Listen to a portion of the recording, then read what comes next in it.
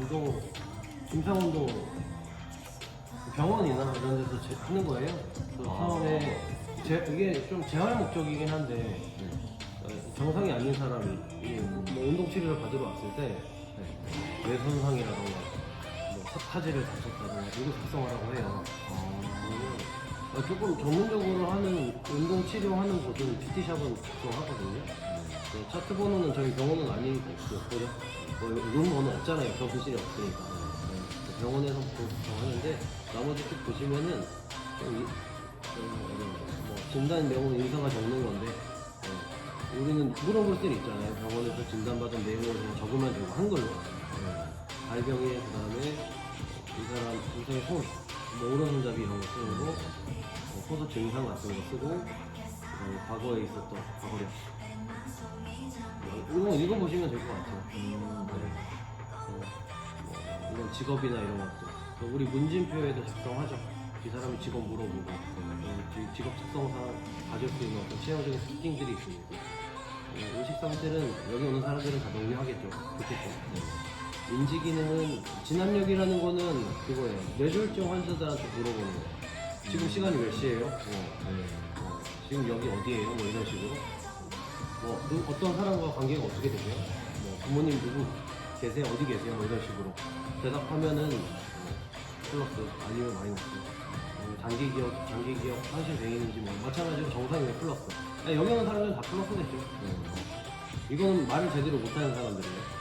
삼키지 못하는 삼킨 자리 있는 거 체크하면 되는 거고 뭐 보행이 어려운 사람들 어떻게 보행하는지 뭐 지팡이 짚는다던가 휠체어 쓴다던가 이런 거 적으면 되는 거고 그다음에 우리는 여기가 중요하죠. 이제 목표 이 사람의 목표가 뭐 제대로 걷지 못해요. 한쪽 발이 약간 지면에 닿는 느낌이 이상하대요. 한번 쓰러졌다가 일어났더니 한쪽 신경이 조금 마비됐다가 다시 살아나고 있어. 그러면 걷는 게 목적이겠죠. 적어주고 기타 주의사항을 적으면 돼요. 노인 트레이닝이나 아니면 뭐 한쪽 편측 편마비나 그런 사람들은 흔하진 않아요. 보통 센서로 찾아오는 게 흔하진 않는데 그런 사람들의 가장 우선순위 목적 자체는 상해 예방이죠. 확산주의. 노인 트레이닝에서 가장 1차적으로 우선시하는 거는 그 내가 이제 혼자서 개인이 혼자서 삶을 뭐랄까 아무 사람의 다른 사람의 도움 없이 살아갈 수 있게끔 해주는 게 가장 첫 번째 목적이고 플러스 이제 상해 예방이에요. 그런 것들을 적어 놓으면 되는 거고 근긴장도는 여기서는 측정할 수는 없어요. 이런 거는 이제 영어하고 여기 뒤에 놈이 있어서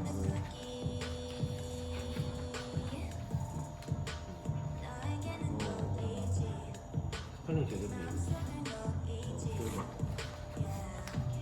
어깨관절, 골목, 심장, 외전, 인터널 익스터널 로테이션, 외전. 다 아시죠? 이거는 단어. 이런 건 아시잖아요, 그죠? 엘보, 굴복, 신장, 리스트, 굴복, 신장. 정상 각도가 나와 있고. 초기 평가를 여기다 적고, 오른쪽 왼쪽 적고, 그 다음 뭔가 시행하고 재평가하고. 가동 범위는 각도를 적어놓은 거예요. MMP는 시행해주는 사람이 사람마다 조금씩 이 강도가 다르겠죠. 밀어주는 강도가. 그러니까 도스콜리아 포크 예를 들어 이득 털이면 이렇게 저하는 느낌. 제가 밀었을 때. 그러면 개인차가 있기 때문에 그냥 선생님 나름대로 MMP를 하는 거예요, 원래. 그래서 원래는 ROM이랑 MMP는 운동하기 전에 무조건 재보긴 해야 돼요. 그래서 그냥 단순하게 운동을 하는 방법을 배울 거예요 하면은 뭐 그냥 알려줘도 상관은 없지만 이 사람이 뭐 오른손잡이라면 우세치기잖아요. 우세치기 단순하게 근육량만 많은 게 아니라 근력 자체가 높다는 거는 신경학적으로 내가 조금 더 효율적으로 적응을 시키면서 쓸 수 있다는 거. 이쪽 패턴에 비해서 좀 단조롭겠죠. 여기는 더 많은 근육을 쓸 테고 여기는 뻣뻣할 때고 느낌이 딱딱한 ALT 평가를 해서 차이가 많은 것은 고정을 해야죠. 대충 해야 되죠. 요 피부 감각, 고유 감각. 피부 감각은 저번에 신경 이어진 거 대충 그림 보내줬어요. 제가 선생님 카톡으로. 그래서 뭐 디스크에서 나오는 신경 감각이 뭐 없게 그래서 병원에서는 바늘로 찌르고 바늘 같은 거로 동그란 거를 있어요. 하나로 찌르고 두 개로 찌르고 간격이 점점 넓어질 때 얼마나 민감한지 뭐 여기서는 할 필요는 없고 근데 어깨에 자극이 잘 안 온대요. 근데 디스크 증상이 있었어요. 그런 경우는 이 신경의 문제를 추측은 해봐야죠. 그죠? 디스크 증상이 있다고 얘기를 했고 양쪽 어깨 운동을 시키는데 자극이 다르고 느낌이 이상하대요. 그러면 뭐 삐우 감각 테스트를 해볼 수도 있죠. 한바퀴를 똑같이 뭐 볼펜으로 두 개 가지고 이렇게 해서 심은 빼지 말고 뭐 처음에 하나로 찌르고 두 번째는 뭐 이렇게 조금만 해서 찌르고 점점 넓혀서 찔렀을 때 다소 무딘 쪽이 신경학적인 증상이 있을 수 있겠다. 그러면 그런 사람은 자극이 안 오는 것 자체의 문제가 근육량이 없기 때문이 아닐 수도 있죠. 그럼 병원 갔다 와야죠.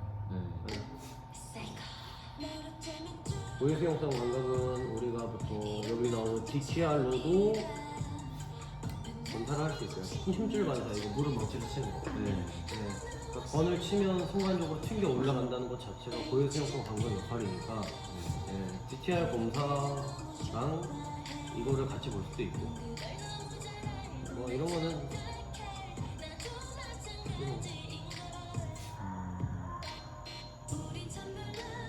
여기 뭐 어퍼 로어예요. 위쪽 아래쪽 뭐 위쪽 아래쪽 이런 식으로 보면 되는데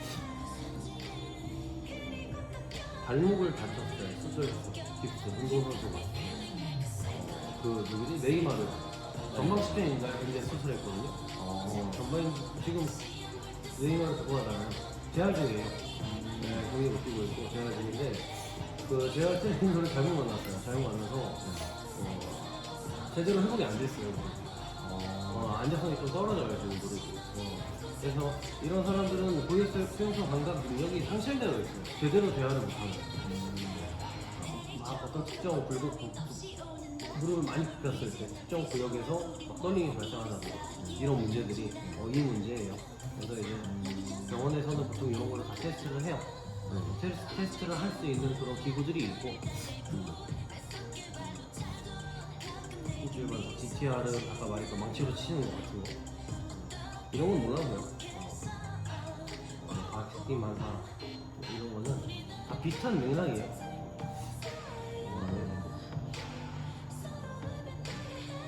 뭐 통증이 있는 쪽 쓰면 되고 근데 다 한글로 써져 있으니까 배뇨 배변 조절 뭐 되는지 안 되는지 쓰면 되고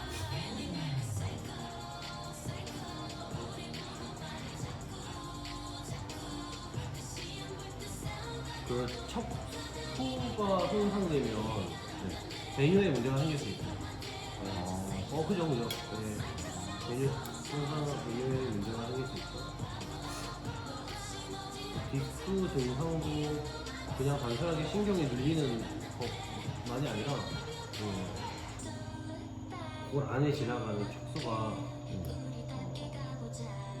아무튼 문제가 생기는 경우가 있어서 그런 걸 테스트하는 방법이 있긴 한데 보통은 병원에서 하죠.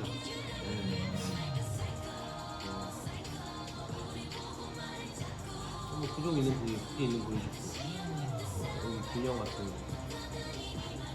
앉은 자세 균형 앉은 자세에서 뭐 정적 균형 잘 잡는지 동적 균형 잘 잡는지 뭐 이런 거 적는 거고 선자세 균형 같은 경우는 그냥 서서 가만히 서 있으라고 하는 거예요. 말 그대로. 근데 이런 테스트를 이 사람의 어떤 운동 능력에 따라서 지금 뭐 목발을 짚고 있는 사람이 두 발로 서 있으라고 할 수는 없잖아요. 또 뭐 한 발석이 균형 검사를 한다던가 이런 식으로 좀 대체를 할 수 있죠. 기능 수준은 이런 식으로 막 하면 되고 환자가 가능한 최대 기능 수준은 여기 보면 민 어시스트 케인지 그러니까 지팡이 이 사람은 지팡이의 도움을 받고 뭐 걸을 수 있다 이런 식으로 지금은 현재 단계에서는 적용이 되는 거고 그래서 소프를 보통 작성을 해요 병원에서 이렇게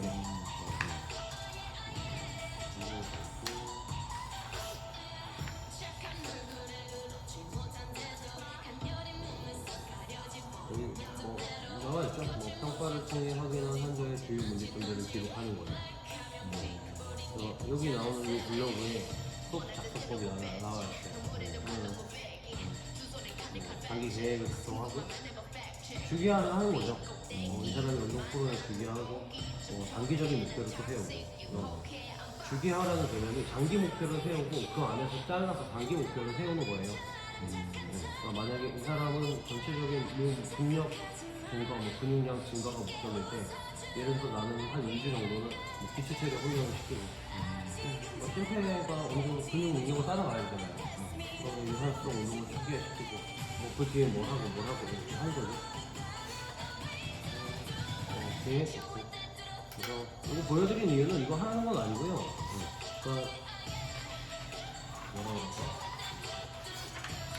그러니까 병원에서 그 의사 선생님들이 쓰는 차트가 있어요. 의료 차트. 그 컴퓨터로 계속 작성하고 있는 거. 그러니까 의료 차트는 모든 선생님이 다 똑같은 프로그램을 쓰거든요. 그러니까 뭐 거기다 쓰는 내용들은 되게 허접하게 쓰는 의사들도 있고 제대로 쓰는 사람들도 있는 작성법이 다 있으니까. 근데 운동치료사는 아니지만 트레이너가 운동치료사, 임상 운동사들은 보통 이 소프가 그런 역할을 해요. 대중적으로 만약에 헬스장 관장들 모임에서 소프 작성한 거를 내가 이렇게 여기다 보여주고 올리고 이런 환자가 있는데 어떻게 운동 처방을 내려야 될까 이렇게 물어보기도 하거든요. 모르는 사람들은 거의 소프를 보고 내가 평가를 하는 거예요. 기준이기 때문에 그냥 보여드린 거예요. 이거는 다음에 아마 깔려있을 거예요. 이거 한번 보세요. 저기 계약서 통이 아니 문진표 작성하는 통 어딘지 알죠? 아무튼 계약서 통 맨 위에도 이거 좀 들어있어요. 원래는 이렇게 돼 있죠. 이 내용을 내가 조금 외워놓고 대충 이런 식으로 작성을 하면 병원에서 작성을 해야 되는 것들은 그냥 건너가면 돼요. 대신에 롬이나 MLP 같은 것 좀 해보고 이 사람이 어떤 주요 증상이 있는 것만 해도 되고 그러면 조금 더 전문적으로 보이니까 아무래도 그러니까 이게 필요해서 알려드리는 게 아니라 뭔가 이런 걸 하면 좀 전문적으로 보이잖아요.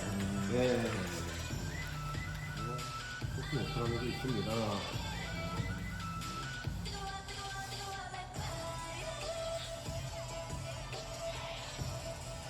이거 설명해 주시면서 궁금한 거를 두개 정도 썼는데 아까 네이마르를 얘기하시는데 앉았을 때 어느 구간에서 이제 떨리는 현상이 발생하신다고 그게 왜 생기는 거예요? 특정 구역에서 왜 떨리는 거예요? 그게 이제 동시쪽 예를 들어서 무릎은 90도 정도 앉은 스쿼트 자세일 때는 의자에 앉는 게 아니라 무릎은 한 90도 정도 굽혀졌을 때가 역학적으로는 내 무릎 관절과 고관절 간의 거리가 가장 가로 거리가 길잖아요. 모멘텀이 길잖아요. 그러니까 근력 수준이 당연히 가장 많이 필요로 하고 그러니까 근력 수준이 많이 필요로 하다는 거는 근육 양도 중요하지만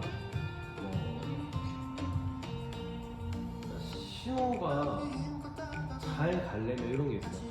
내가 무릎이 굽혀지면 수용기들, 고유 수용, 여기 써있는 고유 수용성 감각기에서 내 근육이 이만큼 늘어났고 기량근은 이 정도 수축을 했고 예를 들면 그 다음 관절의 위치는 이 정도 됐다. 그러면 이 신호를 뇌에 보내서 뇌에서는 이 상황에 맞게끔 뇌체동 지지를 해야 됩니다. 되게 빠른 속도의 단축성 수축 신호 혹은 이제 신전 수축에 대한 반사, 기량근 억제 신호를 보내야 돼요. 되게 빠르게. 근데 이제 예를 들어서 그 주변을 다쳤다가 이제 회복하는 과정에서 제압을 할 때는 단순하게 힘이 부족해서 그런 걸 수도 있지만 근력이 부족해서 떨리잖아요. 그러니까 이거를 놔야 되나 말아야 되나 근육이 고민하는 거야 쉽게 말하면. 버티면 다칠 것 같기도 하고 버틸 수도 있을 것 같으니까 딱 경계인 거죠. 그런 경우가 이제 첫 번째고 두 번째는 근육으로 가는 신경이 어떤 빠른 연축을 하는 과정 자체가 지금 이 주변에 도달하는 과정에서 여기 주변에서 다쳤으니까 그러니까 쉽게 말하면 그 통로가 약간 터널이 붕괴된 것처럼 망가져 있는 거예요. 근데 이제 큰 근력 수준을 요구를 하지 않는 무릎이 덜 굽혀진 상태에서는 그 정도의 신호로만으로도 어쨌든 내가 버티다가 큰 힘을 써야 되는 시점에서는 이제 뭔가 신경에 대한 효율성이 떨어지는 거죠. 아무래도 이전보다는 회복 이전보다는. 이게 고유수용성 감각기가 약간 고장났다고 표현을 하는 거예요. 신호를 보내는 게 문제가 되는 건 아니에요. 그죠? 왜냐면 신경 가발이 지금 뭐 끊어진 상태는 아니니까 무릎을 폈다 굽혔다 할 수 있으니까. 그러면 이 안에서 이제 그 신호를 뭔가 관장하는 그 수용성 감각 기관들이 그 효율성이 떨어져 있는 상태인 거죠, 쉽게 말하면. 선생님이 교통사고 당했어요. 뒤에서 차가 빵 쳤어. 그럼 순간적으로 목이 휘청하죠.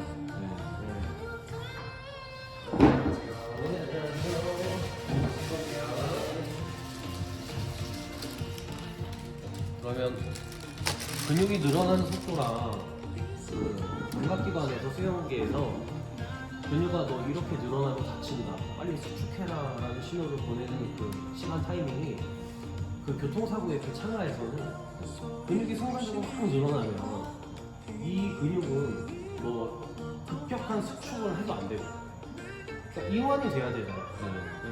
근데 그 이완 신호를 보내지 못한 거예요. 그 찰나에. 너무 빠르니까 교통사고의 그 찰나가. 그 시간이 뭐 정확하지 않아요. 기억이 잘 안 나요. 근데 0.3초인가 0.03초인가 그래요. 그러니까 굉장히 빠르잖아요. 어쨌든. 둘 중에 하나예요. 대충 그 정도. 그래서 이제 우리가 뭔가를 예상하고 이런 뭐 무거운 무게를 들 때는 그 순간적으로 힘을 줬을 때 풀리는 거를 내가 눈으로도 보고 있고 예측을 할 수 있으니까 다치지 않고 충분히 그 안에 발휘가 되지만 교통사고 같은 경우 그렇지 못하죠. 그러면 교통사고 났을 때 수영기들에 대한 어떤 그 프로그래밍이 쉽게 말하면 뭐 1 플러스 1은 2였던 게 순간적으로 지금 고장나는 거예요. 원래는 이만큼 늘어나면 수축을 했어야 되는데 그 수축신호를 제대로 못 보내고 지금 고착된 게 담이잖아요. 담 걸리는 거. 그러면 담 걸리는 상태는 수용기들이 그 어떤 반응이 고장나 있다고 보는 거거든요. 이거는 마찬가지예요. 전방 십자인대가 나가려면 그 되게 무릎을 이렇게 세게 앞으로 굽혀줘야 되거나 이해되죠?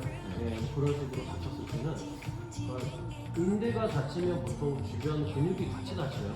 조직들이 같이 다치고 십자인대 ACL만 다치는 경우 드물긴 한데 그 인대에도 고유수용기가 있잖아요. 있어요. 관절에 다 있고 걔네들에 대한 어떤 그 뭐랄까 뭐 왜 갑자기 단어들이 기억이 안 나지? 그러니까 정상적인 것들이 원래 했어야 될 것들이 약간 망가져버린 거죠. 그런 것들이 이런 문제일 수도 있죠. 그런 사람들은 수영기 반응을 정상적으로 되돌리게 위한 훈련을 시켜야 돼요. 그래서 이제 그 수영 선수들이나 축구 선수들이 뭐 햄스트링 같은 거 축구공을 뻥 찰 때 대퇴사두근에 힘이 순간적으로 들어갈 때 햄스트링은 이완을 해야 돼요. 긴장하면 안 돼요. 그래서 내가 뭐 앞에다가 이제 짐볼 같은 거를 벽에다 딱 대놓고 강하게 90도 정도 굽혀진 상태에서 얘를 빠르게 꽝 차면 그래서 이걸 되게 빠르게 뻥뻥뻥 차요. 그러면 대퇴사두근 힘이 들어가는 순간 바로 힘이 풀려야 되고 들어가는 순간 또 풀려야 되고 이런 것들이 고유수용성 감각기 훈련을 하는 거예요.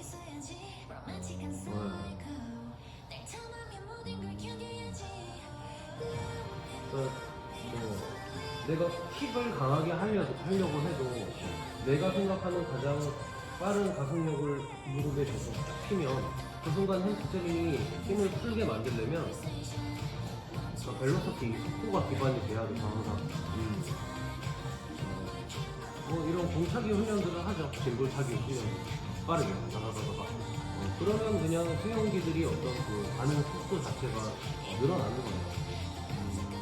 빠르게 순정을 하고 그러면 보통 두 가지를 보는 거예요.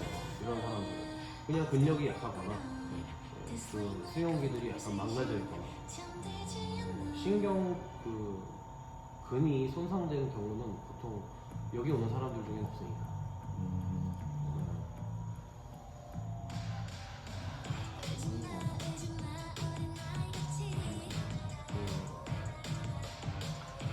까치발 들고 의자에 앉아서 앞쪽으로 기울였을 때 떨리는 사람들 있잖아요. 유튜브에도 많이 나오는데 이거. 그렇게 해야 돼. 그리고 앞으로 이제 사람들이 스쿼트 잡으면 인간적으로 잡아요. 그럼 저는 지금 안 떨리죠. 네. 엉덩이 들어도 안 떨리잖아요. 뭐 이게 가자미돈을 활용하기 위해서도 하는 거고, 뭐 정경골든 후경골든을 후경골든 특히 이제 아치 들어주는 거 쓰기 위해서 보통 이런 자세를 잡는데, 뭐 이런 거 할 때 이제 떨림이 발생하면은 우리는 스포츠 할 때 동시 시키잖아요. 앞뒤 근육들 다. 퀄리피케이션 시킬 때 동시 수축 자체가 섰던 사람들은 주동근과 계량근의 어떤 그 구분이 너무 명료한 거예요. 주동근이 속하면 계량근은 무조건 이완. 계량근이 주동근 역할을 할 때는 그 전에 주동근이 이완을 해야 되고, 그래서 이게 계속 왔다리 갔다리 하면은 쉽게 말하면 무게중심이 흔들린다는 거예요. 네. 앞이 쓰여야 되는 상황, 뒤가 쓰여야 되는 상황이 너무 이제 왔다 갔다 하면은 그때 또 떨림이 발생할 수 있고. 그러니까 스쿼트 할 때 수명 의자 앉은 자세. 네. 완전히 앉은 자세에서 버티기를 시키는데, 등쪽 운동을 시키는데 막 떨어요, 사시나무처럼. 근데 그게 코어 위쪽이 떨리는 사람도 있고, 뭐 하기가 떨리는 사람도 있겠죠. 그러면 우선 무게중심 자체가 앞뒤로 흔들리지 않는지 체크해야죠. 그러면 앞이냐 뒤에냐 따라서 체크해야 되는 근육 자체가 차이가 날 수 있으니까. 고려할 게 너무 많아서. 네. 그 네이마르 그거 하나예요? 그거랑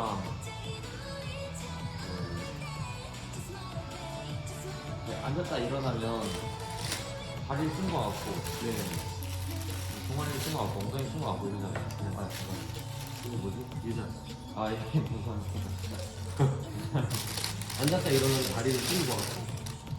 아, 해당 동작에서 근육을 쓸 수밖에 없는데, 네. 그걸 못 느끼시는 분들은 해당 근육이에요. 왜 그런 걸까? 하체 운동할 때 허벅지에 힘을 못 느끼는 사람은 아마 없을 거예요. 있어요? 앞허벅지. 아, 근데 많이 시키니까 느끼시더라고요. 조금 했을 때는 모르시다가, 주로 뭐, 여성분들 가슴 운동하면 못 느끼시고, 네. 뭐 등 운동할 때 팔만 아파하고 그런. 근데 자세를 분명히 제가 보기엔 잘하셨는데, 네. 등은 잘 모르겠는데요 하시다가 다다음날 느낌이 왔었다 그런 분도 계시고 아닌 분도 계시고. 그래서 이제 왜 이렇게 다를까. 그러니까 선생님이 한 5kg짜리 덤벨 플라이를 하면 5kg는 좀 무게감이 있으니까 2kg짜리 팔꿈치 쭉 펴고 천장 보고 누워서 덤벨 플라이 하면은 그 내가 자세를 신경 쓰지 않고 그냥 내 몸이 편안한 상태 플라이 자세는 그냥 이거잖아요. 네. 뭔가 힘을 주지 않는 몸통. 이러면 힘이 안 들어오는 거예요. 대부분의 회원님들은 이렇게 운동을 하고 있고요. 겉보기에는 가슴을 뭔가 들고 허리를 조금 신전시키고 호흡도 뭐 하면서 나름대로 우리가 얘기하는 몸통의 힘을 준 상태로 하는 것처럼 보이지만 그 사람들은 그냥 말 그대로 허리를 꺾은 거예요. 허리를 꺾고 거랑 흉곽을 내가 걸린 건 각을 덮고 또 흉곽을 벌려야 상체에는 자극이 안 풀고 호흡 그러니까 하고 춤을 때처럼 해보세요 하면 바로 자극 오잖아요. 그러니까 이 자극이 오는 이유는 소형근 때문이긴 해요. 그러니까 대형근 수축도 있지만 쇄골 자체가 앞으로 내려오면서 소형근 위치 뒷골 3, 4, 5번 쪽으로 쇄골이 다가오니까 이 근육에 대한 긴장감이 느껴져요. 대형근은 이거잖아요. 이 느낌도 물론 있을 수는 있겠지만 대부분 소형근 딱 잡으면 잡히는 근육이 보통 자극이 없거든요. 여기. 근데 우리가 가슴 운동할 때 느끼는 자극이 보통 소형근이에요. 대형근 자극은 크게 오겠죠. 아래쪽으로도 오고 안으로도 오고. 제가 지금 대형근을 자극을 준다고만 생각을 하면 소형근은 너무 쓰지 않고 안 쓸 수는 없죠. 저는 지금 자극이 오히려 위쪽으로 오거든요. 그죠? 이쪽으로 오겠죠 주로. 이 위치에서는 일부러 디클라인으로 찍어 내리지 않는 이상. 근데 디클라인으로 쇄골을 빼지 않아요. 뒤에 유지시킨 상태에서 디클라인 하면은 여기 오는 자극 자체가 크지 않겠죠. 뚜껑이 오고. 그러니까 이 사람이 정말 대형근만을 쓰는 인위적이지 않은 자세를 취해도 가슴에 자극이 없을 수 있고, 우리는 이 자극을 느끼기 위해서 흉곽도 벌리고, 이때 이제 날개뼈를 앞으로 어느 정도 프로텍션 전인을 시키면서 팔을 뻗기 때문에, 근데 지금 이렇게 흉곽을 들린 상태로 허리도 펴고 있고, 그럼 제 쇄골이 뒤로 넘어가 있잖아요. 그럼 여기서 날개뼈의 전이는 쇄골을 그냥 앞이 아니라 약간 앞 아래쪽으로 끌어내리는 거죠. 제가 이렇게 앞으로만 빼진 않잖아요. 누르겠죠. 압박을 시켜야 돼요. 그래야 자극이 오니까. 그럼 이거 소용돌이. 그래서 가슴 운동을 할 때 체스트업을 너무 하고, 체스트업을 안 해도 문제죠. 체스트업을 차라리 한 상태에서 소형근을 쓰면 괜찮아요. 왜냐면 조금 많이 들면 제 소형근은 6번, 3번, 4번, 5번에 이렇게 달려있기 때문에 지금 쇄골을 소형근이 끌어가는 방향이 그나마 그래도 천장 쪽이니까. 근데 체스트업을 하지 않고 중립 위치에서 하면은 소형근은 지금 흉선 이쪽이잖아요. 아래쪽. 난 손을 일로 뻗어야 돼. 이러면 안 되죠. 그러니까 내가 이 자극을 느끼기 위해서 소형근을 써서 앞으로 날개뼈를 내미는 느낌을 주는데, 손은 어깨 앞으로 뻗으니까 힘선이 틀어지죠. 이해되죠 이거? 소형근은 지금 제 팔을 이쪽으로 끌고 가고 있고, 쇄골은 팔은 따라가면 편한데, 어깨가 편한데 앞으로 뻗어야 돼요. 이러면 이제 어깨가 아파져요.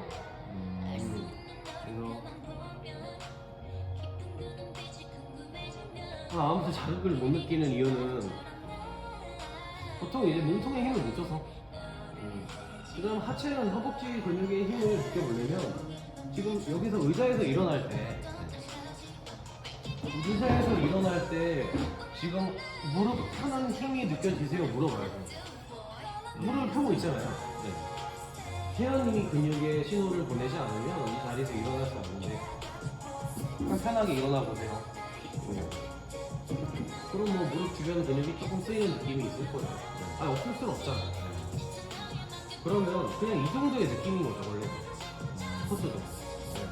근데 우리가 막 허벅지에 막 큰 자극을 느끼거나 엉덩이에 큰 자극을 느끼는 사람들은 계량 작용을 하는 홈스트링이나 엉덩이 같은 근육에 인위적으로 힘을 유지하려고 하기 때문에 큰 자극이 오는 거예요. 뭐 이해는 되잖아요. 광배근에 힘을 준 상태에서 가슴 운동을 하면 힘이 더 많이 들어가요. 두 개가 서로 싸우니까. 이런 것처럼 햄스트링에 힘을 준 상태에서 무릎을 피면 힘이 꽉 들어가요. 우린 이게 되죠. 약간 무릎을 밀링, 굽히는 느낌을 준 상태에서 허벅지에 힘이 들어가면, 그 힘을 좀 더 유지한 상태에서 또 무릎을 피는 거예요. 그럼 힘이 많이 들어가겠죠.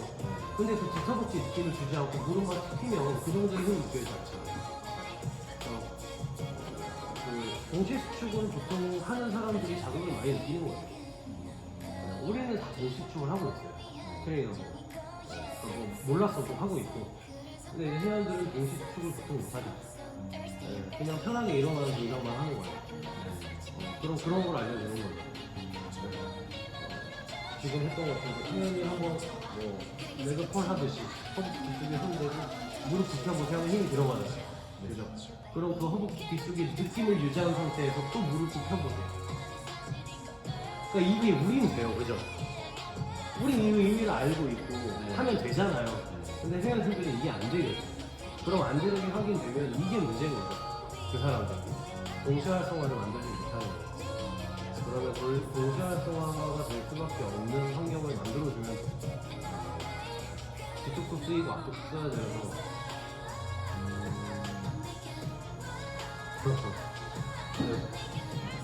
저도 이제 그럴 수밖에 없는 상황으로 만드는 게 이제 결과적으로는 좋다고 생각하거든요.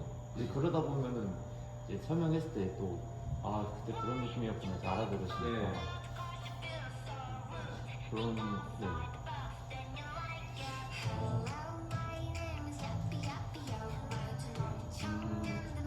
근데 그렇게 생각해서 그렇게 시키면 약간 이걸 왜 하지? 약간 이런 느낌을 느끼셔가지고 뭔가 선택하는 게 조금 어려운 것 같아요. 너 최근에 그렇게 해본 게 있어요? 트레이닝 그런 식으로. 잘 모르셔가지고 하체. 그때 가슴이었어요. 가슴이었는데 그래서 아예 케이블 잡고 아예 그냥 비틀어서 이렇게 짜버렸거든요. 아, 네. 이랬더니 느끼시더라고요. 마지막 스텝 지점까지 가니까. 네. 그렇게 하고 아주 뭐이 느낌을 뭐 재현하려고 하면서 뭐 푸시업 이런 거 해보셔라.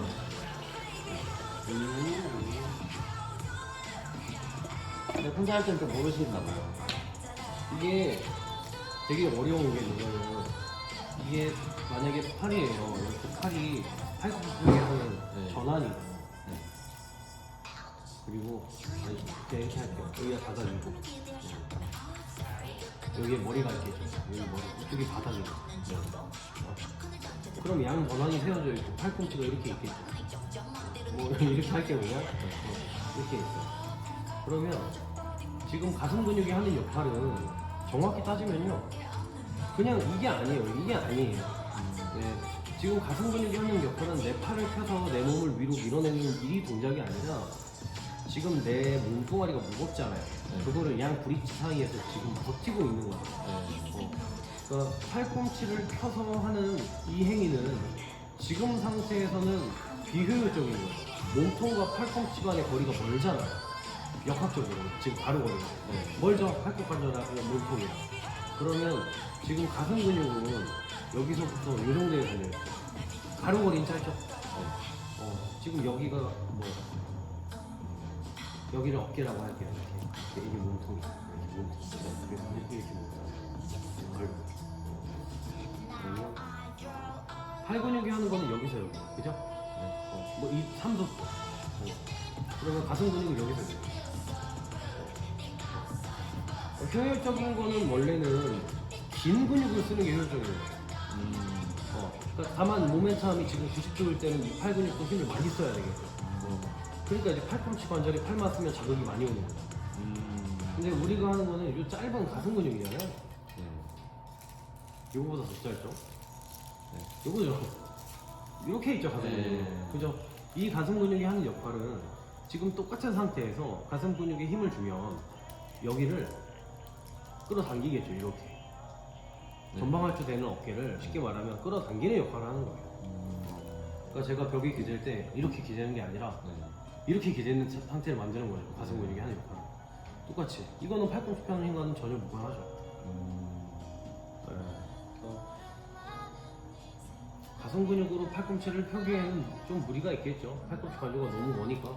그래서 저는 보통 벽 기대서 거의 뭐 수직으로 딱 서서 거의 서서 여성분들 힘이 약하니까 뭐 벽 앞에 이렇게 뭐 푸시업 바 같은 거 있으면 되고 우리는 저기 뭐저 동그란 거 잡는 거 있으니까 스펀지도 아니고 그거를 벽에 대고 기대서 서라 그래요. 아니면 뭐 봉에다가 서서 떼어서 뒤꿈치 대고 앞으로 체중 지지한 상태에서 팔꿈치 90도 유지. 근데 이 사람이 지금 몸이 이렇게 들어가고 있지 않아요. 그 정도 강도에서. 그러면 말은 안 해줘요.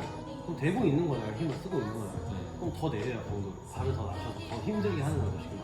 강도를 높여서 어느 순간 처지겠죠, 이렇게 몸통이. 팔꿈치 90도 유지하는 상태에서 버텨보세요 했는데 어깨 몸통 사이에서 이런 느낌이 나요. 그러면 지금 이게 이제 몸통에 힘을 못 줬으니까 처져버리는 거잖아요. 그럼 팔꿈치를 피지 말고 회원님 등을 플랭크 할 때처럼 천장 쪽으로 밀어보세요. 그럼 이렇게 만들 거 아니에요. 이러면 가슴 힘이 들어요. 그러니까 플랭크 하는 느낌을 푸시업 할 때 주면은 가슴에 힘이 들어갈 수밖에 없죠.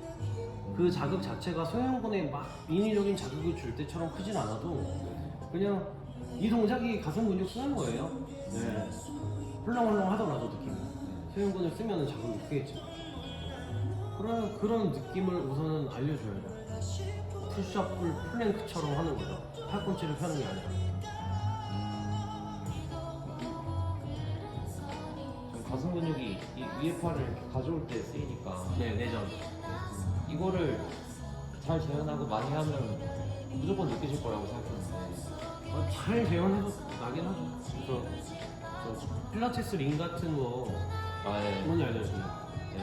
링 거기 이제 약간 패드 있는 데를 뭐 손목 같은 데다 대고 이렇게 주먹을 끌고 오는 게 아니라 회원님 전화는 지금 상완에 달려있는 막대기라고만 생각을 하고 움직일 수 있는 건 어깨 관절 하나. 대신 이 막대기가 부러지진 않게 팔꿈치 관절 주변에 힘 주세요. 그러면 상완을 앞으로 가져올 때 겨드랑이에 볼펜 껴놨다고 생각을 하고 이 볼펜이 빠지지 않아요. 이렇게 뒤로 껴놨어요. 날개뼈 뒤로 조금 잡아준 상태에서 이 볼펜을 부러뜨린다고 생각하고 팔을 가져오면 가슴 힘을 줄 수밖에 없어요. 이해되죠? 네. 제가 얘를 앞으로 내밀어 버리면 빠지니까 이렇게 빠지니까 네. 헐렁헐렁 빠지고 옷이 지금 옷 때문에 잡혔는데 볼펜을 부러뜨리세요 하면서 끌어당기면 꽉 조일 거예요 여기를. 보통 가슴 근육은 이 힘이 필요한 거잖아요. 내회전이. 그냥 이런 식으로 큐행도 한번 해보고 아니면 뭐 가슴 근육이 하는 본래의 역할을 뭐 푸시업 같은 걸 할 때 플랭크를 해봐도 되거든요. 회원님 플랭크 할 때 뭐 풀플랭크 팔 펴고 힘 빼보세요 이렇게 되겠죠. 그러면 한번 등 뒤로 밀어보세요 할 때 그냥 전거근만 쓰는 사람들은 전거근만 잘 쓰기 때문에 가슴 근육에 큰 자극은 안 와요. 근데 쓰이긴 하거든요. 근데 보통 회원님들은 전거근 자체를 인지를 못하기 때문에 가슴에 힘이 들어가요. 힘이 들어가겠죠. 네, 이 내림의 느낌을 가슴으로도 줄 수 있으니까. 그럼 플랭크 할 때의 느낌이 가슴에 힘을 주는 느낌이 되는 거예요, 그 사람한테. 그럼 인지가 되겠죠. 네. 내가 뭔가 팔을 편 상태에서 더 내밀면 가슴에 큰 자극이 오잖아요. 그럼 그 다음부터는 이 사람이 프레스 같은 걸 할 때 그냥 펴는 게 아니라 내 팔 어깨를 내밀면서 하게 돼요.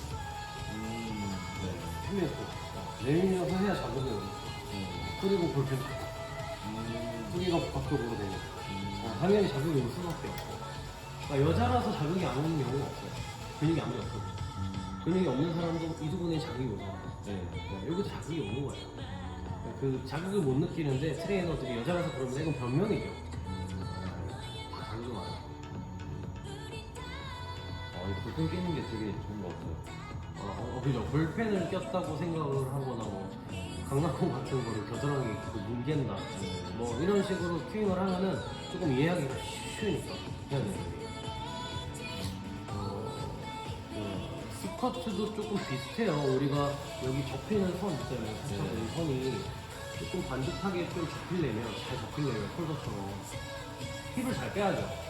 골반의 전방 경사를 잘 유도하고 그래서 이제 물론 허리가 너무 심한 아치가 되면 안 되지만 골반이 어느 정도 전방 경사 상태가 돼야지만 허벅지 사이 쏙 들어가야지만 엉덩이에 어떤 힘이 끊기지 않고 들어가잖아요. 심장 포스트. 골반이 말리면 복스윙크가 되면 엉덩이 못 들니까 허리가 들어가요. 차분히에도 볼펜 끼고 잡고 내려가라고 얘기를 할 수도 있죠. 그 볼펜이 빠지면 무조건 소방경 가요. 그렇게 얘기도 하고. 근데 서서 저희가 골반에 이렇게 소방경사를 돌리면 그때는 힘이 들어가잖아요. 섰을 때는. 그거는 이제 그쵸 들어가죠. 뭐 대둔근 힘 컸고 빡치면 아래쪽 햄스트링이나. 근데 우리가 스쿼트 같은 거 할 때는 가장 중요한 게 그 항해전 운동할 때도 마찬가지예요.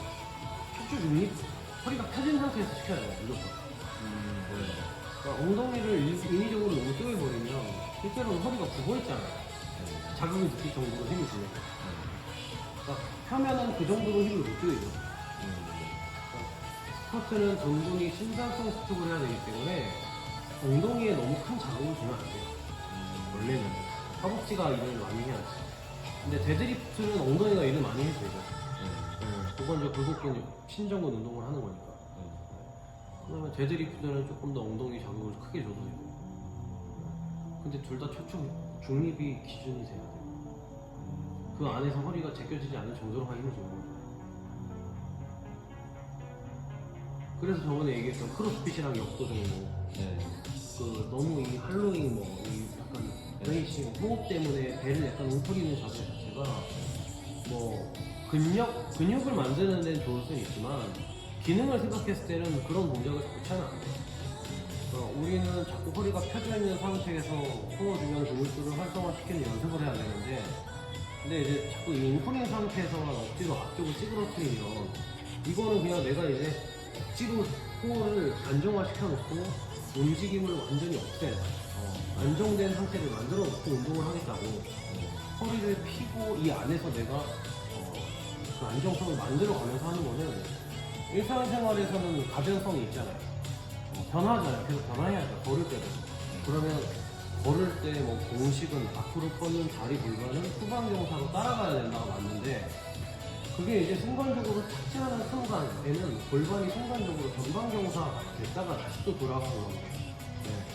그러니까 골반은 계속 전방, 후방으로 계속 신체의 경향이 바뀌는데 변하잖아요. 계속. 네. 이 변하는 상황에서 내 코어가 알아서 일을 해야 돼요. 이제 그래서 꼭 가변성이 있는 상황에서 운동을 하는 게 더 좋아요. 스쿼트도 그렇고. 가변성 허리 펴는 거죠. 쉽게 말하면.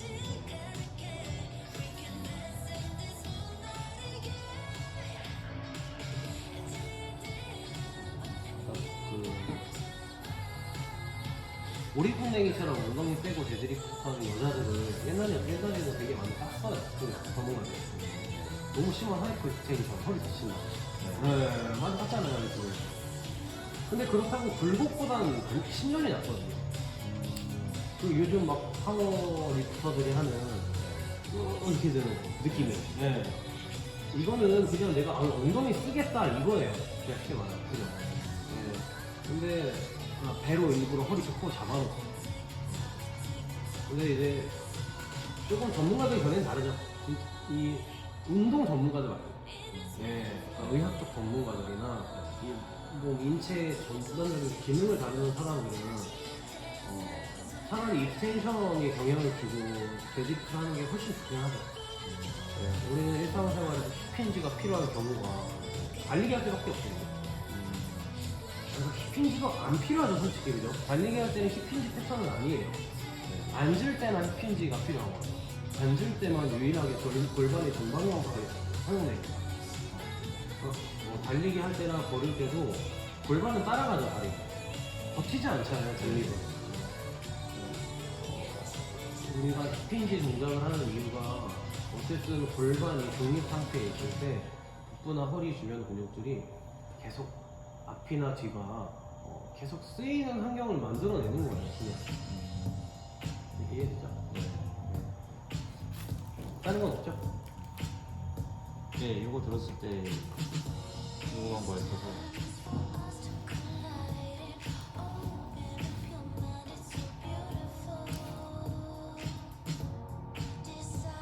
그 예전에 오프라인 수업을 들었을 때랑 또 내용이 달라가지고 예를 들면 그때 뭐예요? 그때는 뭐 스쿼트를 예를 들면 일단 엉덩이에 텐션이 있어야 돼요. 그래서 엉덩이 잡아놓고 상체가 흔들어 놓은 펜처럼 물론 선생님 씨도 다 평범하게 채우라고 하지만 약간 과하게 힐링하면 이 갈비를 살짝 찍어놓은 상태에서 안정화를 꾀하고 그 상태에서 이걸 유지해서 그냥 이제 발목, 무릎, 고관절, 고부터 일어나면 깔끔하게 할 수 있다. 그게 이제 파워리프팅 시킨. 네. 그 크로스피터들이 하는 파워리프팅 형태를 운동 전문가들은 좋아하지 않아요. 아니, 그러니까 그게 이제 그 동작 자체가 나쁘다는 게 아니에요. 그러니까 내가 앞쪽을 구부려서 발굽뼈를 복사근에 힘주듯이 조이는 거예요. 구부리라는 게 아니에요. 조여놓고 복식호흡해서 만들어 놓고 그러면 이 상태에서 허리가 안 흔들리죠, 그죠? 네. 근데 적어도 펴진 건 아니에요. 네, 맞아요. 익스텐션은 아니에요, 확실하게. 굴곡은 굴곡이죠. 근데 다만 이렇게 자세를 잡으면 스쿼트를 해도 상체를 많이 숙이지 않아도 되거든요. 그러니까 바벨 스쿼트를 해봤어요, 이 상태로. 네. 이 상태로 하이퍼 스쿼트는 못해요. 네. 로우바 선수들이 하는 하이퍼 스쿼트는 절대 이렇게 못하죠, 그죠?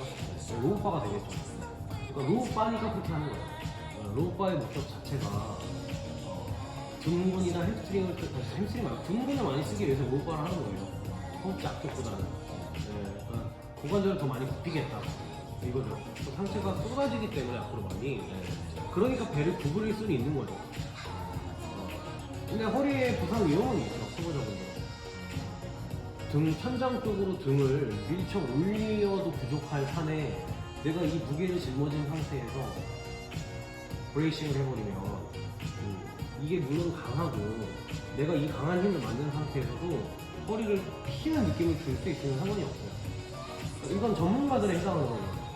네, 우리는 동시 수축을 할 수 있으니까 앞구리를 만든 상태에서 뒷편을 만들 수 있죠. 동시. 근데 회원님들은 배에 힘 주면 뒤에 힘 못 줘요. 네, 주동근 기량근 관계가 명료하기 때문에 그게 안 돼서 보통 일반 회원들 대상으로는 그렇게 하면 허리 아프죠.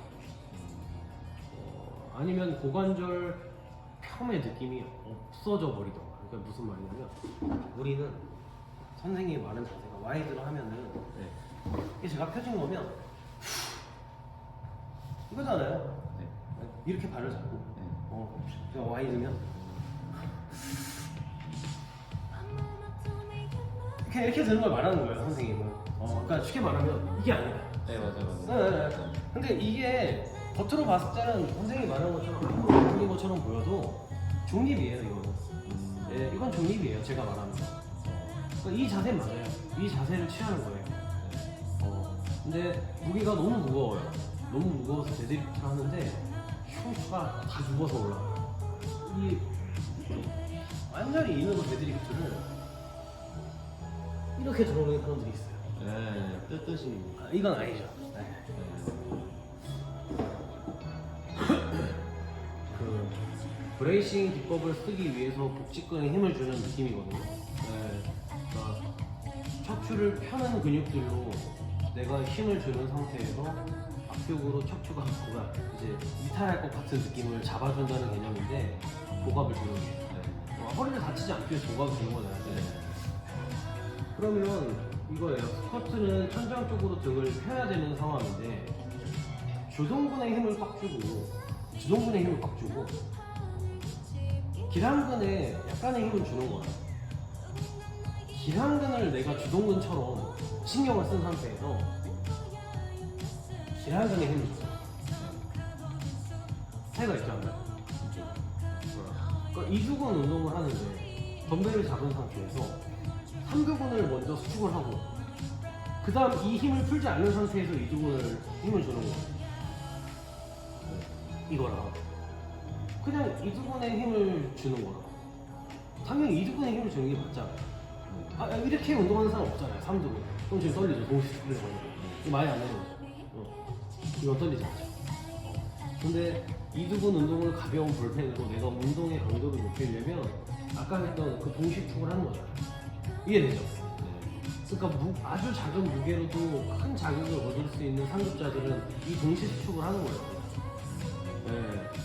반대 근육에 힘을 줌으로써 얘의 운동 강도를 더 높이는 거잖아요. 그러니까 그 스쿼트를 약간 브레이싱 기법을 계속 강조해서 뭐 약간 구부려라 대신 허리는 중립이겠죠. 이쪽에 너무 치중이 되면 우리는 안 다쳐요. 회원 다쳐요. 동시수축이 안 되잖아요. 운동 능력이 되게 좋은 사람들이 동시수축이 되는 거예요. 그것도 주동근, 기동근 간의 어떤 이 수축 시간 자체가 딜레이 없이 거의 동시에 계속 이게 되려면 그 운동을 되게 많이 해봤어야 돼. 그 동작들을. 그러니까 익숙지 않은 사람들은 스쿼트 할 때 동시수축 못 하잖아요. 뭐 1년 이상 걸려요, 보통 동시수축. 여성들은 보통. 우리야 뭐 남자들은 바로 알지만. 그거는 선생님이 이제 판단하세요. 개인마다 트레이너들이 생각하는 것들이 조금 다르기 때문에 뭐 내가 하는 방식이 안전하다 생각되면 뭐 그렇게 하는 거고 폄의 힘을 주고 나서 북부로 잡는 게 맞다 생각하면 그렇게 하는 거고 쉽게 말하면 배에 힘을 먼저 주고 폄의 힘을 주는 게 맞다고 생각하면 그렇게 하는 거죠. 차이가 그거잖아요. 그냥 허리를 핀 상태에서 얘를 잡을 거지. 얘를 잡고 허리를 필 거지. 근데 뭐 그때 배우셨을 때는 어떻게 배우실지 모르겠어요. 그때는 네. 아예 평을 하지 않는다는 느낌이었어요. 또 로우바다 보니까 치료자잖아요. 네. 그래서 그냥 요거를 잘 잡아두고 이제 하면서 이렇게 펴지는 느낌이 들면은 허리를 많이 한다고. 유축함과 복부 브레이킹을 잘 잡아놓으면 허리 골반 사이에서의 움직임이 없어야 돼요. 네. 그러니까 유추랑 흉추 사이에서의 움직임이 생기죠. 어퍼바디가 들려버린 거예요. 허리가 꺾이는 거. 그러니까 만약에 얘한테 힘을 잘 주는 상태에서 내가 상체를 펴려고 하는데 지금 약간 가슴을 이렇게 펴는 느낌. 네. 네. 근데 이 느낌조차도 원래는 복직근에 힘을 주고 있었기 때문에 안 될 거예요. 네. 안 돼야 정상이에요. 네. 그러니까 이제 편에 힘을 준다는 거는 골반을 넘기는 거예요, 이렇게 말하면. 제가 등을 이게 아니라 가슴을 내는 게 아니라 골반만 세우는 거예요. 딱 요추랑 골반 경계에만 힘을 주는 거예요. 그러니까 지금 구부리고 있죠. 근데 허리를 펴면 이 허리를 편 거죠. 네. 이건 허리를 편 게 아니죠. 네, 꺾은 거죠. 유추, 흉추, 정천을 꺾은 거죠. 그러면 허리를 펴고 지금 이 상태에서 이 힘을 유지하고 제가 브레이싱 하면 했어요. 그 허리 힘이 더 강하게 유지되고 힘 주고 그럼 등은 편안하고 네, 흉추는 유연하고 지금 네. 여기는 안 움직이고 저는 이렇게 가르쳐요. 네. 골반을 넘겨서 허리를 먼저 펴고 익스텐션 자극이 오면 이 상태에서 할로잉을 시키죠. 브레이싱을 시키죠. 하고 조여놓고 그 다음 맞으라고 해요. 이거 엄청 생생하고요.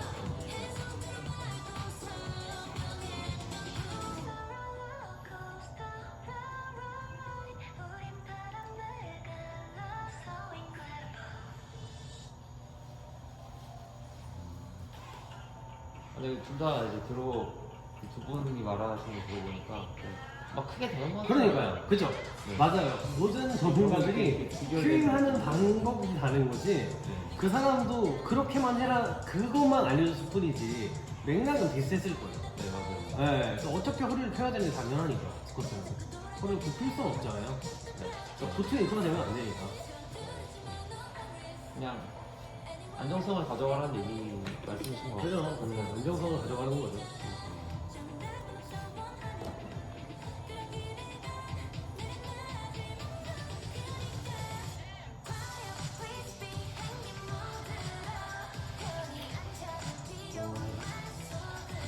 이거 보다 보니까 저희가 운동하기 전에 뭐 웜업 하잖아요. 네. 이게 사실은 알고 있는 것만큼은 효과가 없다라고 나오던데 어디요? 한번 봐봐요. 그거 그게 맞는 건지. 거기서 웜업을 뭐로 하는지 한번 보여주시고 한번 보여주시고.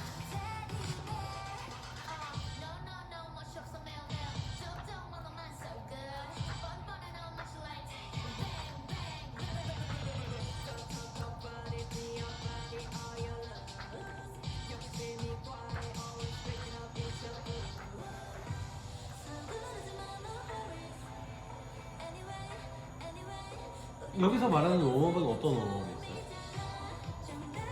그러니까 뭐 관절을 막 배운다 막 이런 표현 하잖아요. 네. 네. 근데 그런 게 딱 효과가 없다 뭐 이런 맞아 내용이었거든요.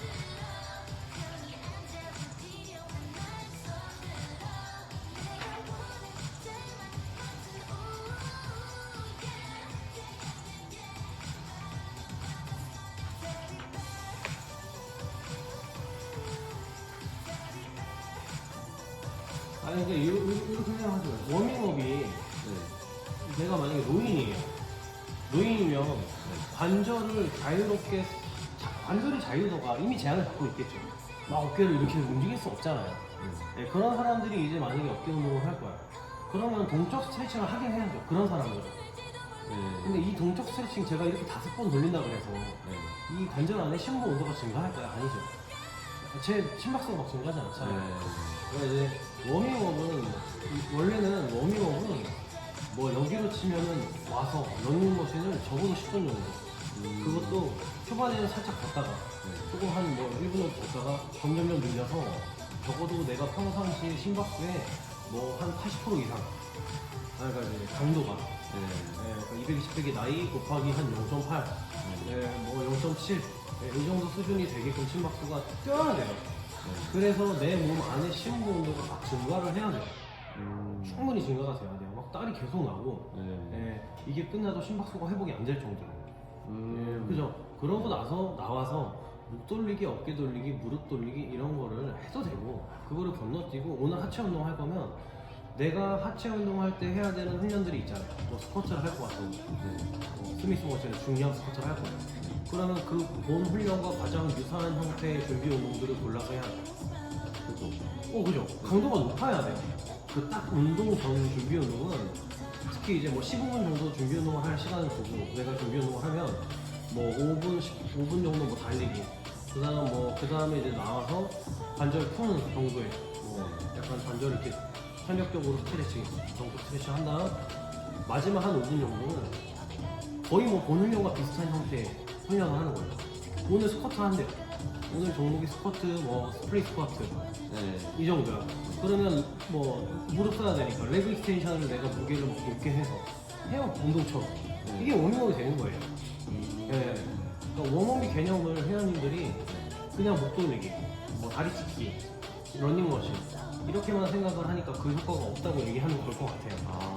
보통 NSC에서 얘기하는 워밍업이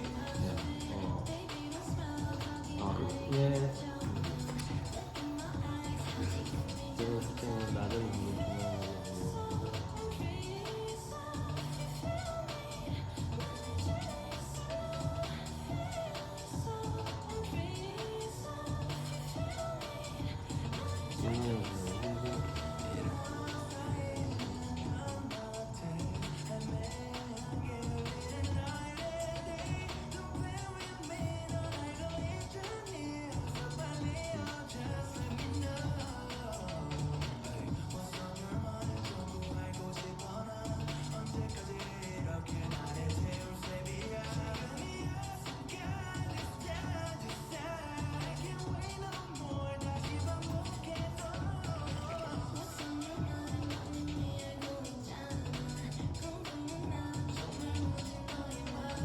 만에 준비가 70도.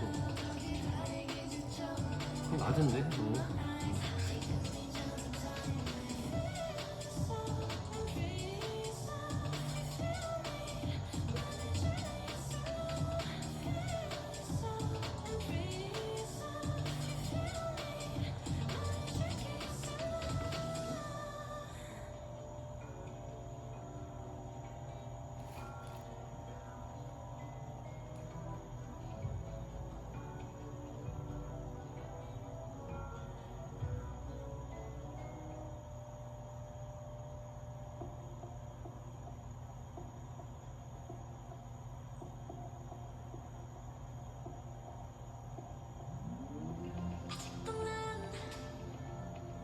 가지고 싶어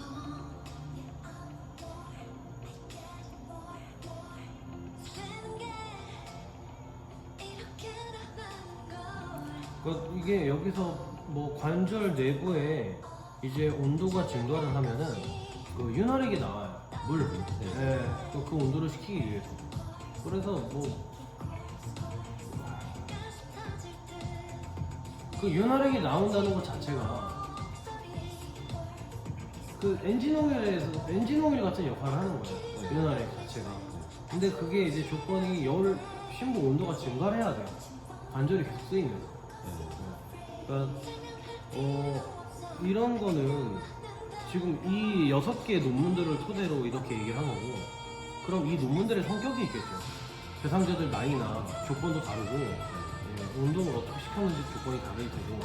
그래서 지금 이 책을 쓴 저자는 이럴 거다라고 가정을 하고 논문을 찾아본 거예요. 이해되시죠? 내가 생각할 때는 크게 스트레칭 효과, 운동 전 워밍업을 이 정도 강도에서 했을 때는 효과가 없을 것 같은데 여기에 대한 논문들을 찾아볼까? 그럼 내 말에 맞는 연구 가설을 채택한 사람들의 논문들을 찾아보겠죠. 효과가 있다라는 논문을 찾을 필요는 없으니까. 근데 7, 6개는 지금 뭐 이런 식으로 얘기를 하고 있지만 또 6개 정도 다른 논문들은 효과가 있다는 논문들도 있어요. 임팩트 팩터, 그러니까 영향력이 높은 논문들도 실려야 될 것 같아요. 그래서 그냥 종합적으로 얘네들을 다 갖다가 메타 분석을 하면 그 메타 분석이라는 교집합을 시키는 거예요. 이런 사람들을 갖다 놓고 여기서 전체를 아울러서 그래도 똑같이 얘기하고 있는 내용들을 다루는 거예요. 그게 이제 메타 분석, 전체 논문을 보고 메타 분석을 했을 때는 운동 전 웜업을 이제 선수 트레이닝, 선수들, 엘리트 선수들이 시합전 하는 워밍업처럼 동그랗게 모여가지고 처음에는 관절들 막 풀져요. 다리도 찢고 그리고 막 운동장에서 일자로서 막 뛰어가고 다시 돌아오고 한 명씩 뛰어가고 그 다음 막 턴도 하고 축구 선수를 예를 치면 그 다음에 막 드리블 하는 거 하고 패스하고 자꾸 슛하는 것도 워밍업 하잖아요. 계속 손흥민은 운동 전 루틴이 있죠. 막 점프하면서 다리 뻗고 점프하는 거 손흥민 루틴이라고 있어요. 유튜브에 치면 막 달리다가 막 방향 전환하고 점프하고 이런 거 있어요. 그래서 그런 워밍업을 하는 게 이제 보통 바로 경기 전이잖아요. 내가 경기장에서 뛰고 방향 전환을 하고 뭐 헤딩을 한다던가 경기에서 일어날 법한 가장 비슷한 형태의 강도의 훈련을 하는 거예요. 그러면 강도가 높으면 웜업에 효과가 있어요. 전탄성 불고요. 그다음 뭐 온도도 올라가고 혈관 탄성 증가하고 혈관 확장되고 그러니까 혈류량이 증가하는 거죠. 근데 조건이 내가 심박수가 증가되고 약간 각성 상태가 돼야 돼요. 내가 그랬어. 그러니까 막 준비 운동을 하고 운동을 하는데 하품이 나와요. 이건 제대로 준비 운동 한 게 아니에요. 막 추워. 아우 추워 이러면서 막 가요. 이 사람들은 제대로 워밍업 한 게 아니죠. 그러니까 교감신경 스위치가 확실하게 켜져서 막 몸에서 아드레날린이 분비돼야 돼요. 근데 그 정도로 워밍업을 하는 회원들은 극히 적어요. 이해돼요? 뭐 제가 만약에 하체 운동을 할 거예요. 정석대로면 저도 러닝머신 한 15분 뛰어야죠. 10분, 15분 뛰어야죠. 막 뛰고 그 다음 와서 여기서 뭐 익스텐션 좀 하고 파워풀하게 하고 점프 스쿼트 하고 뭐 워킹 먼저 하고 이렇게 좀 빠르게도 하고 스트레스 훈련처럼. 그래서 제가 막 심박수가 올라가고 적어도 한 150 이상 올라가고 160 이상 올라가고 막 숨을 헐떡이고 뭐 땀이 줄줄 흐르고 그럼 이제 훈련 준비가 된 거죠. 그게 워밍업이죠 원래는. 그러니까 대부분은 워밍업을 제대로 하지 못하니까 워밍업 효과를 못 느끼는 거예요. 그러니까 우리가 운동을 피라미드 세트로 할 수밖에 없어요. 웜업이 잘 돼 있으면 바로 그냥 치면 돼요. 역도 선수들처럼. 역도 선수들은 한 세트 한 세트가 귀중하잖아요. 에너지를 뺏기면 안 되니까. 웜업을 제대로 하겠죠. 본훈련처럼. 물론 탑세트법으로 웜업을 하지만 또. 저 책에는 효과가 있다고 나와요. 여기서 뭐 이렇게 말을 하죠. 좀 편중된 의견일 수 있다. 편중된 의견이긴 한데 여기서 말하는 낮은 강도 중간 정도라고 나오잖아요. 그래서 대부분의 사람들은 스트레칭 하기 전에 낮고 중간 정도의 유산소 운동으로 웜업이 되어야 한다고 믿는다. 그러니까 요거에 대해서 까는 거예요, 사람. 그러니까 저중 강도면 운동 VO2 max로 치면은 60% 정도 이하거든요. 그러면 220 빼기 제 나이 40이라고 치고 30%지만 그러면 180 곱하기 6, 86에 48 그러면 108이에요. 108. 그럼 제 기준에서 제 심박수가 108 정도 이하에서 유지되는 유산소 운동을 한다는 거는 제가 안 좋은 심박수가 진짜 낮을 때는 막 60 몇 이렇게 나오거든요. 조금 운동하면 한 뭐 100 이렇게 나가겠죠. 점점 올라가면. 그러면 제 기준에서 108은 높은 건 아니에요. 운동 진짜 심하게 할 때는 저는 막 150, 160 높아지겠죠. 점점요. 그죠? 그러니까 그 정도 수준으로 이걸 해서 제 몸이 풀릴 거야? 안 풀리겠죠? 108. 그죠? 선생님도 아실 거 아니에요? 108. 그러니까 여기서는 이게 이제 서론이기 때문에 요거를 깔려고 이렇게 준비하는 거죠. 그러니까 이제 고강도로 해야죠.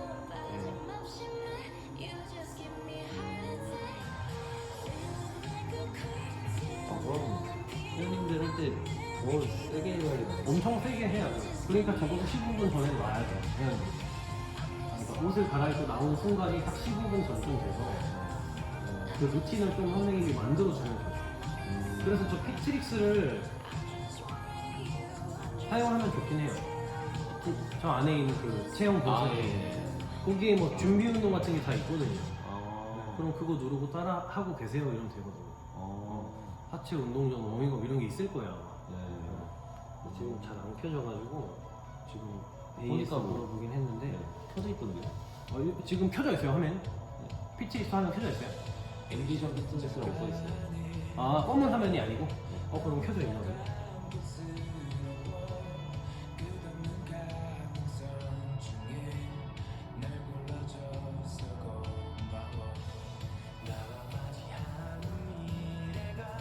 그래서 운동 끝나고도 이제 쿨다운 해야 되고 네. 네.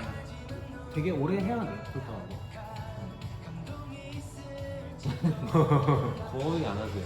이제 그 수업 시간 1시간이니까 풀다운 같이 할 수는 없잖아요. 선생님 이제 하시고 가세요. 이러면. 그 루틴을 만들어주세요. 그러니까 이제 무조건 운동 끝나면 복근 운동 좀 하고 그 다음 러닝머신이나 사이클 가볍게 하고 살 빼려면 해야죠. 그리고 들어가서 폼롤러 시키세요. 그러니까 폼롤러의 효과가 크진 않아도 그냥 그거 하면서 쉬는 거예요. 정해드려야겠다.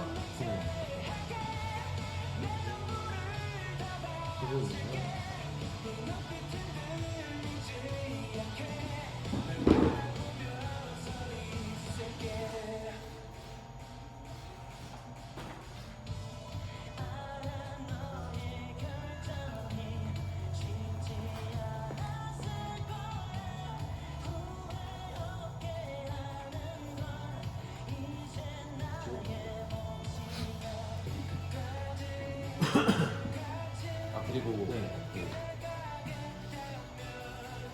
제가 어딘가에서 제의를 받았는데 그게 오전 시간이거든요. 9시 반시까지인가? 그래서 아직 뭐 아무것도 정해진 상태는 아닌데 아, 뭔데? 그 구리 쪽에 네. 어떤 분이 샘플을 인수하셨대요. 구리 어디요? 제가 구리 살거든요. 맞아요. 대표님 부르셨죠. 거기 이름이 뭐였더라? 근데 뭐 실버 취업 하신다고. 아, 동이? 네. 그리고 지하철역 붙은 구리 당장. 아무튼. 네.